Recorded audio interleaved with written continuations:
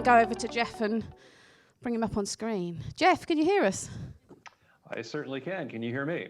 Yes, we can. That's great. Yes, it worked. Relief. Yay. All right. Okay. So I'm going to hand you over to Jeff, who's going to do your whistle-stop tour of his recruiting survey. Jeff's sitting over in Idaho. Is that right? Iowa. Iowa. Oh, it began with an I, something like that. Okay. All right. Over to you, Jeff. Okay. Yeah, just to refresh Louise's memory, Idaho is the potato state and Iowa is corn and soybeans. You know, thanks for being patient with our technical issues this morning. I'm looking forward to talking with you a little bit about what's come out of this survey. It's 13 degrees Fahrenheit here in Iowa with snow on the ground, so I hope it's nicer in London. This presentation is called Things Change because we did have some things that changed. I've been doing this survey for about a decade now, and so we have a good set of data about the things that have happened in the job board and recruitment marketing industry. And this year we had some things that were a little bit different. So just to give you a little bit background on this particular survey, we had 140 job boards, recruitment marketing sites, staffing firms, agencies, et cetera, from all over the world. We had good representation, not only from North America and the UK and EU, but also from South America and Africa and Australia. And we keep the survey relatively tight to about 30 questions because we want to get good response. But also we tend to focus on a few key topics that people seem to be interested in terms of looking at the health of the industry and how everyone is doing. So the very first thing that I looked at that I thought was interesting this year had to do with revenue. We always ask the question, where does your revenue come from? What's your top revenue source?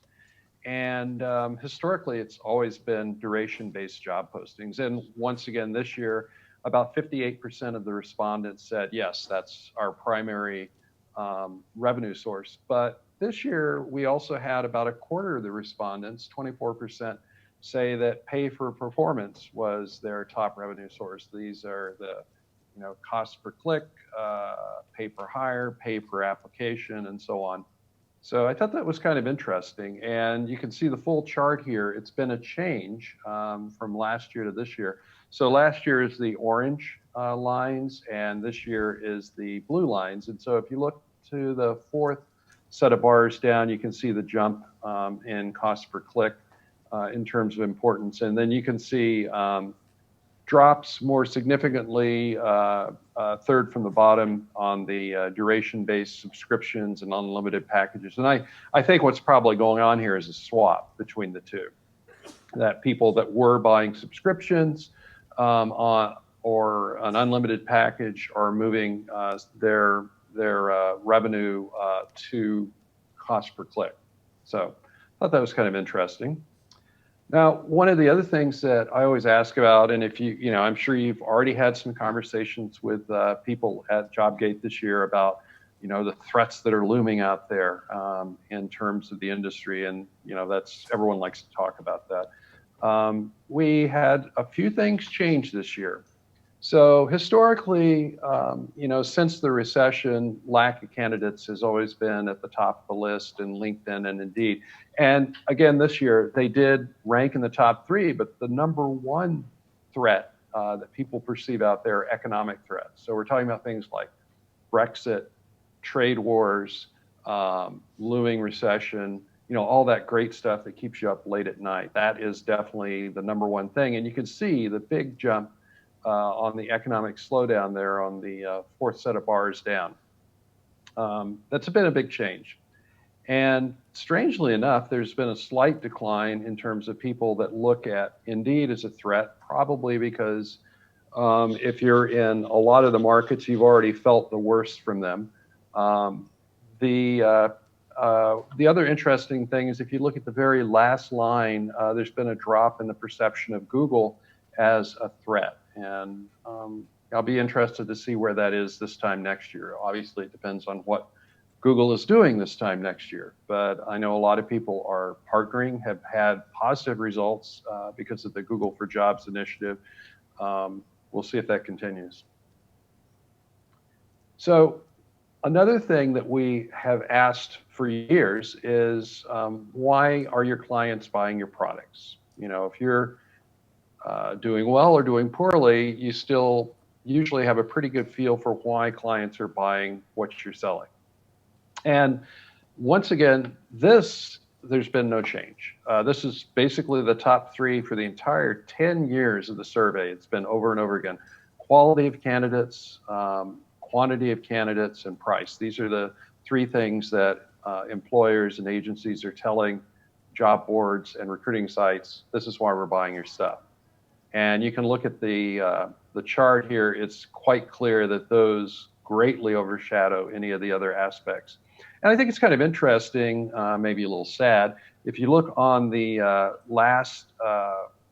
second from the last, one of the things is the ability to increase clients' diversity outreach. That's apparently not a big factor for most employers out there. I guess, you know, if they have a specific need, they'll do that, but, you know, aggregated over all the employers, that's not a big deal. We always ask also about aggregator usage. Do you use aggregators or do you not use aggregators? And if so, which ones do you use and how do you use them? So this is kind of interesting. For the first time that I can remember, usage of aggregators dropped. And once again, the blue bar is the survey from this year, and the orange bar is the survey from last year. So you can see that there's fewer people, you know, just over 40% are saying, yep, we're using aggregators, and that's a drop of over 10% from last year. So that's kind of interesting. I'm not sure I have any great insight into that, except, again, it's possible that Indeed may be a factor here, where Indeed has been very aggressive about dumping job boards and not allowing them to use their services. So that it's possible that that alone accounts for this drop in usage.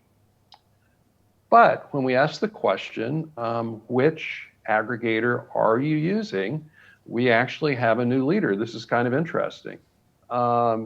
Indeed was the leader last year. This year it's Adzuna, and it's kind of a big jump for both.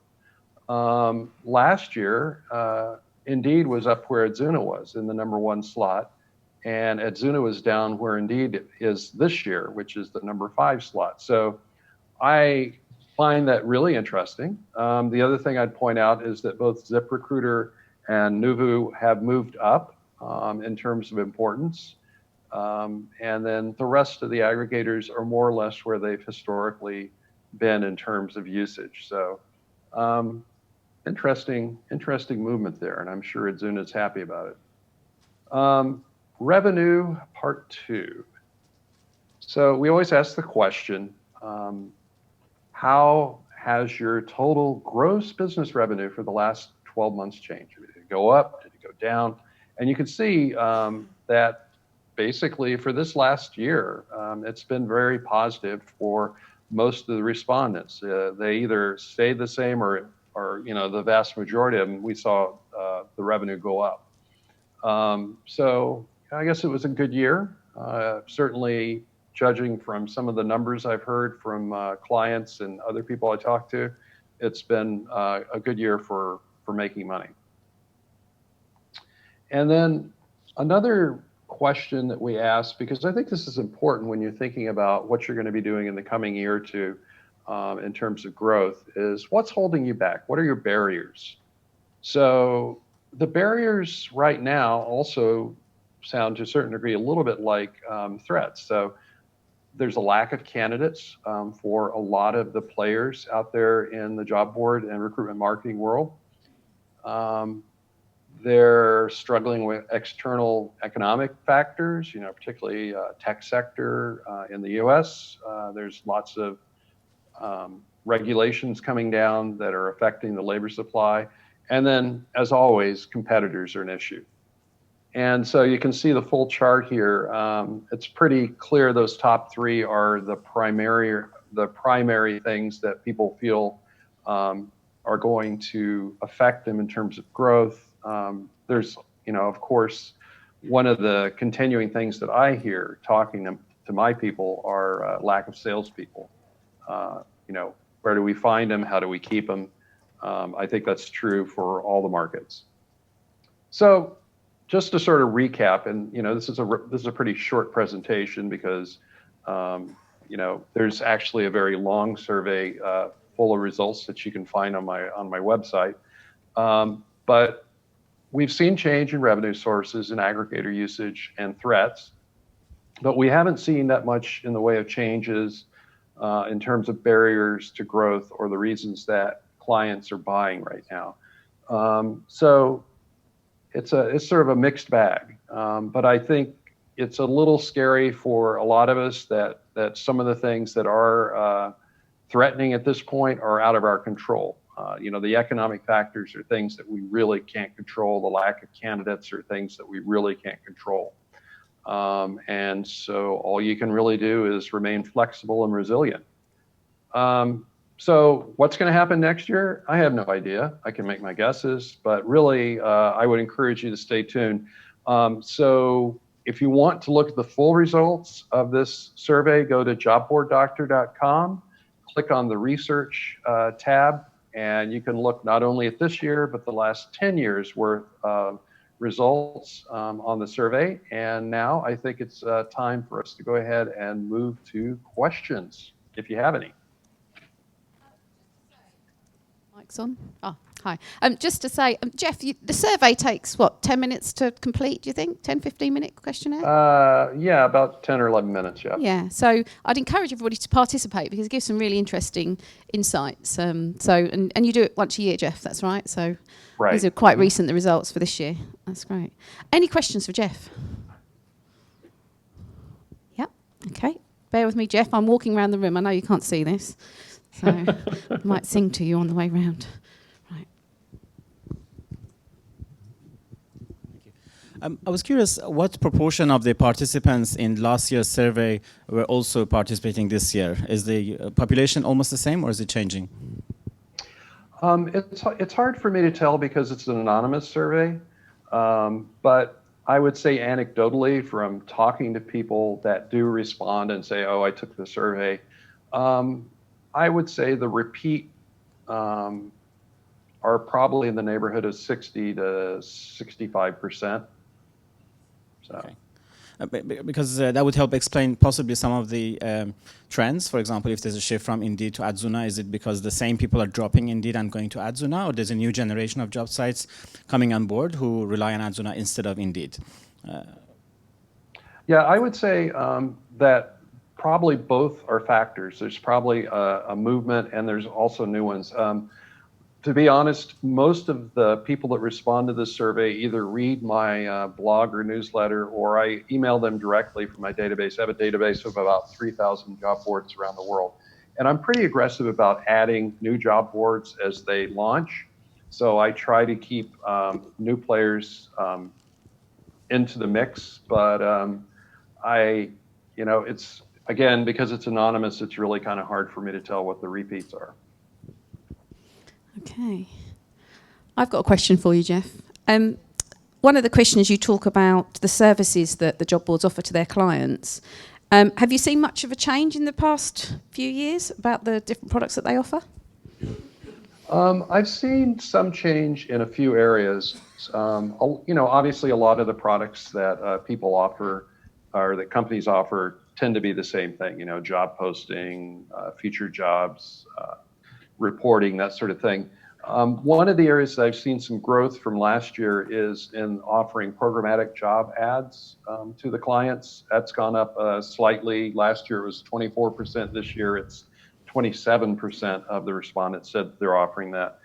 One area that did jump, even though it's still not a huge portion, is job alerts via text message. So last year, only about 13% of the respondents said that they were offering that. And this year, that's jumped up to 22%. It makes sense to me. Text text messages tend to get good response. Job alerts get good response. Put the two together, you get great response. So that makes sense. You know, and then the final area that I saw some growth in is in diversity sourcing or diversity exposure. Last year, only about 13% of the clients of the recruiting sites were offering that. This year, it's up to 17%. Still a relatively small amount, but it is growing, and I suspect that we'll see that continue to grow over time. And one of the subjects we've had this morning, we were talking about video. That doesn't enter on your list. Any thoughts as to why? Yeah, and I may bring it back in next year, but I had it on the survey for a number of years, and it just got no response at all. And so I'm always sort of adjusting the questions, and if I put something on and it's been running for 5 years and no one ever picks it, then I take that option off. And that was pretty much where video job ads and video interviewing were at. You know, it just was a lot of people talked about it, not a lot of people were actually offering it. But I may do a test question or drop a short survey in the meantime and see if that's changed or not. Okay. And one of the other questions you had on there was about how the job boards describe themselves. Why did you add that? What does it tell you? Well, I think, you know, my personal opinion, I think the opinion of a lot of people in the industry is that job board is a dated term. It's not accurate. It's convenient because everyone has a vague idea of what it means, but in reality doesn't totally map to what most job boards do. You know, job boards have a lot of different operating models ranging from being an aggregator to, you know, a traditional board to, you know, like a professional network to even, you know, what I call hybrids, which are usually job boards that have added a bunch of different features in addition to just job ads. So I wanted to start asking this question because job boards are out there pitching themselves to employers and agencies, and wanted to ask them what do they call themselves? And so this first go around, what we found is about half of the respondents said they just call themselves a job board. Okay.